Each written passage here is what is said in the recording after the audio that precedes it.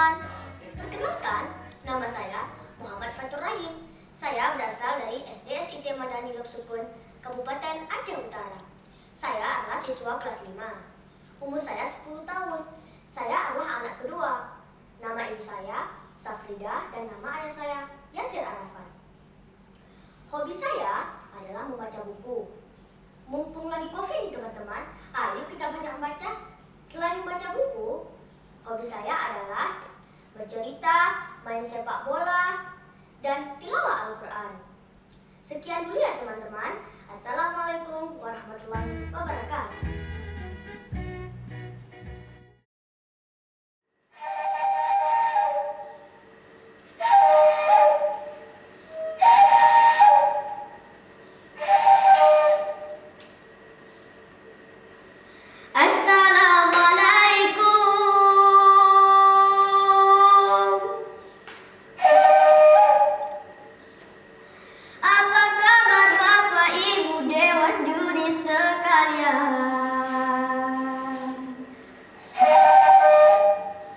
Fatur mendoakan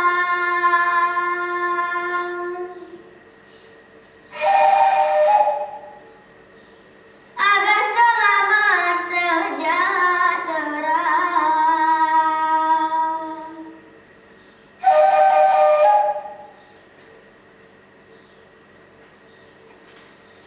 Assalamualaikum teman-teman.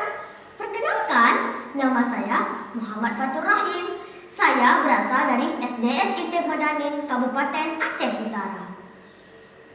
Hari ini saya akan menceritakan sebuah dongeng yang berjudul Banta Bransa.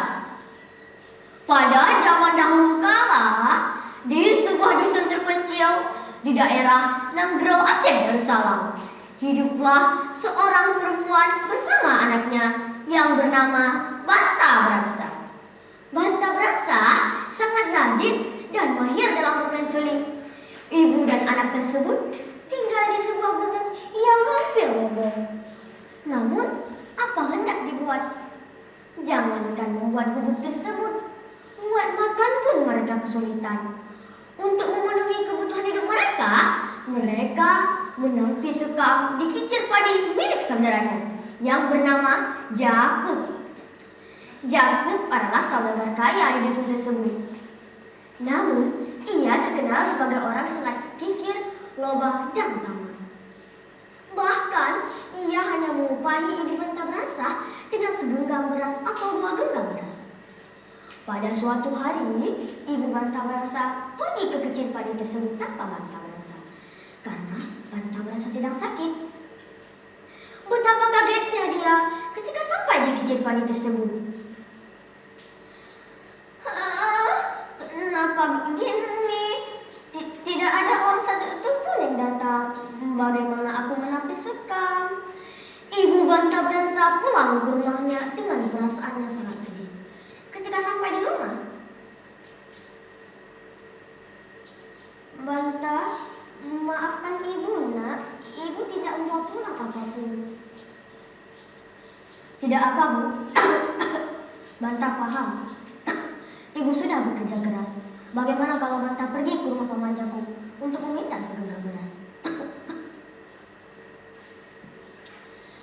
Jangan anakku, kamu kan tahu pamanmu itu kikir, loba, dan tamak. Pasti dia tidak akan memberi kepadamu. Tidak apa bu, masalahnya kita berusaha. Banta Bransa pun pergi ke rumah Paman Jakub. Ketika sampai di pagar rumah Paman Jakub, tiba-tiba terdengar suara keras membentaknya. Suara itu tak lain adalah suara pamannya. Hai anak miskin, jangan mengemis di sini. Pulang sana. Paman, kasihanilah kami. Berikan kami segenggam beras. Aku tidak mau tahu. Pulang sana. Betapa kecewanya Banta Bransa. Bukannya beras yang diperoleh dari pamannya, melainkan cacian dan ujian. Ia pun pulang ke rumahnya dengan perasaan yang sedih dan kesal.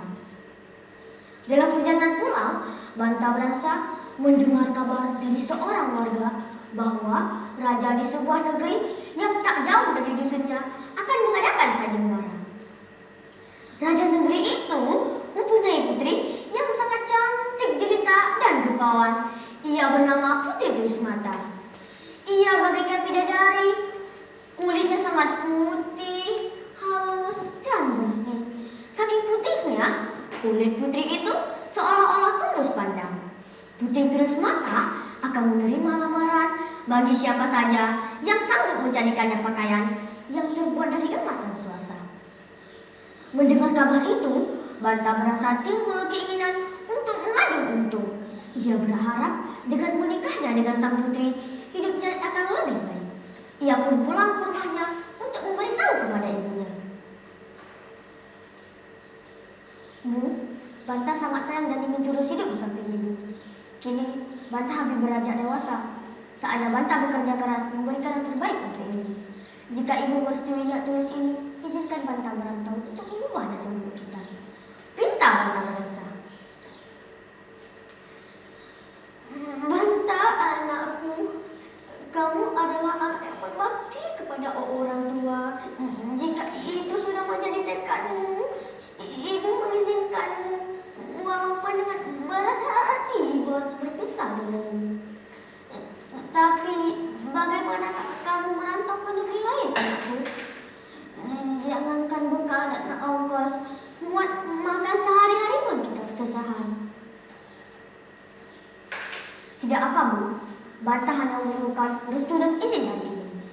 Setelah mendapat restu dan izin dari ibunya, ia pun pergi ke sebuah tempat yang sepi untuk memohon petunjuk kepada Yang Maha Kuasa. Akhirnya, Banta merasa diberi petunjuk untuk membawa suling dan sehelai daun tala sakti ke perantauan.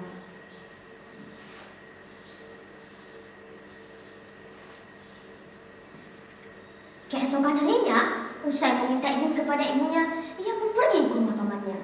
Ia bermaksud meminta tumpangan di kapal pamannya yang akan berlayar ke negeri lain. Setibanya di sana, ia kembali dibentak oleh pamannya. Hai anak orang miskin, pulang sana! Paman, bolehkah Ananda berlayar bersama paman sampai ke tengah laut? Pinta Banta Berasa. Jakub pun tersentak mendengar permintaan aneh Banta Berasa. Ia berpikir Banta Berasa akan bunuh diri di tengah laut. Dengan senang hati, ia pun mengizinkannya. Jakub merasa hidupnya akan aman tanpa Banta Berasa. Akhirnya, Banta Berasa pun berlayar bersama pamannya. Ketika kapal yang mereka tumpangi tiba di tengah laut, Banta Berasa berkata, Paman, cukup di sini perjalanan Anda bersama paman. Turunkan Anda di sini. Jakub pun langsung menyuruh anak buahnya untuk menurunkan Banta Berasa dari kapal. Namun, sebelum Banta Berasa diturunkan, Banta Berasa mengeluarkan lipatan daun talas dan duduk bersila di atasnya.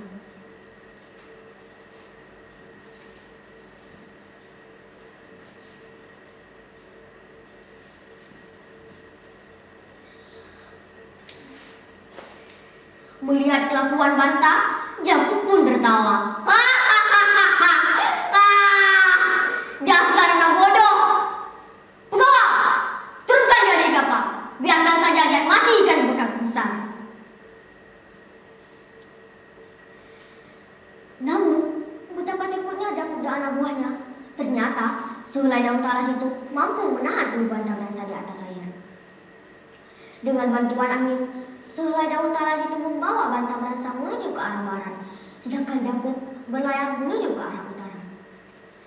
Setelah beberapa hari terombang-ambing di atas daun talas,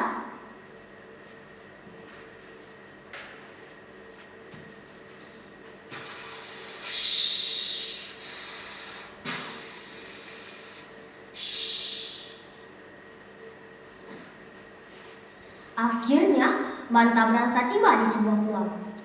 Rupanya hampir seluruh penduduk itu adalah tukang tenun. Banta Berasa pun sangat bersemangat untuk mencari kain emas dan swasta di kampung itu. Berhari-hari dia berkeliling kampung dan memasuki rumah penduduk satu persatu. Namun, kain yang dia cari belum juga dia temukan. Ada satu rumah lagi yang belum dia kunjungi, yaitu rumah kepala kampung yang juga tukang tenun. Tok tok tok, permisi tuan. kata Banta Berasa. Beberapa saat kemudian, keluarlah seorang laki-laki parubaya membuka pintu dan mempersilahkan Banta Berasa untuk masuk ke dalam rumah. "Oh, ini saya bantu anak muda." Setelah memperkenalkan diri, Banta Berasa pun berkata, "Maaf Tuan, kedatangan saya kemari ingin mencari kain yang terbuat dari emas dan suasa. Jika Tuan memilikinya, bolehkah saya membelinya?" "Hoi Bonto, apakah kamu sanggup membayarnya?" "Maaf Tuan, saya memang tidak sanggup membayarnya dengan uang. Tapi jika Tuan berkenan, bolehkah saya membayarnya dengan labu?" Banta Berasa berkata sambil mengeluarkan sumilnya.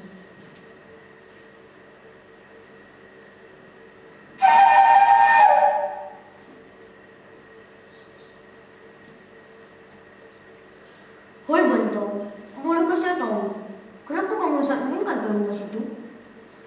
Banta Berasa pun menceritakan alasan kenapa dia harus berjuang untuk mendapatkan kain emas tersebut. Karena iba mendengar cerita Banta Berasa, akhirnya kepala kampung memenuhi permintaannya. Dengan keahliannya, Banta Berasa pun memainkan sulingnya dengan lagu-lagu yang merdu.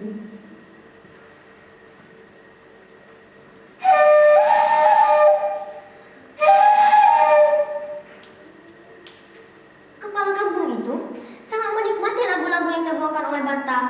Setelah puas menikmatinya, kepala kampung memberikan kain emas dan suasa miliknya kepada Banta Berasa. "Hoi Bonto, kamu sangat mahir bermain suling. Kamu pantas mendapatkannya." "Terima kasih Tuan, Banta akan selalu mengingat kebaikan Tuan." Setelah mendapat kain emas dan suasa tersebut, Banta pun meninggalkan pulau itu dan pergi ke kampung halamannya menggunakan selai dan bala saktinya. Namun, nasib malang menimpa Banta. Ketika Banta tiba di tengah laut, dia bertemu dan ikut bersama pamannya. Saat di atas kapal, Jakub merebut kain itu dan membuang Banta Berasa ke dalam laut.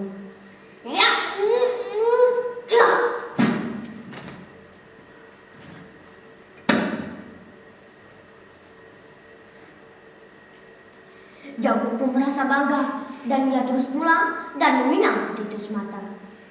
Sementara Banta Berasa yang hadir di bawah arus ditemukan oleh sepasang suami istri yang sedang mencari karang. Mereka merawatnya sampai sumur. Setelah sumur, Banta pun pulang ke kampung halamannya dan menemui ibunya. "Maafkan Banta, Bu. Sebenarnya Banta sudah mendapatkan kain emas itu, tapi paman Jakub merebutnya dari Banta." "Sudahlah anakku, barangkali bukan nasibmu menang putri Tusmata. Tapi Bu, Banta harus mendapatkannya kembali karena itu milik Banta." "Tapi pamanmu sedang melangsungkan upacara pernikahannya." Tanpa berpikir panjang, Banta pun pergi ke istana. Sesampai di istana, Banta tidak bisa berbuat apa-apa. Dia hanya bisa berdoa kepada Yang Maha Kuasa. Beberapa saat kemudian, terdengarlah suara keras di atas langit.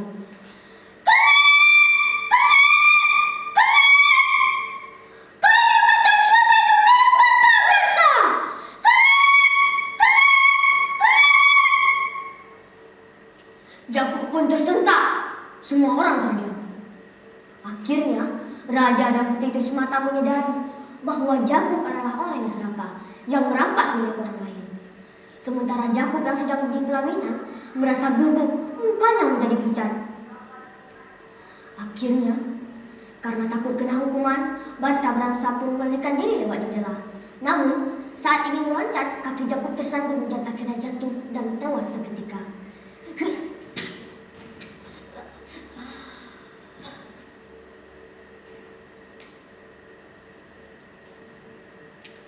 Setelah peristiwa itu, Banta Berasa dan Putri Tusmata pun menikah. Upacara pernikahan mereka dilangsungkan selama 7 hari 7 malam dengan sangat meriah. Setelah menikah, Raja yang merasa dirinya sudah tua memberikan tahtanya kepada Banta Berasa. Banta Berasa pun mengajak ibunya untuk tinggal di istana bersamanya. Akhirnya, Banta Brasa dan keluarga istana hidup damai selamanya.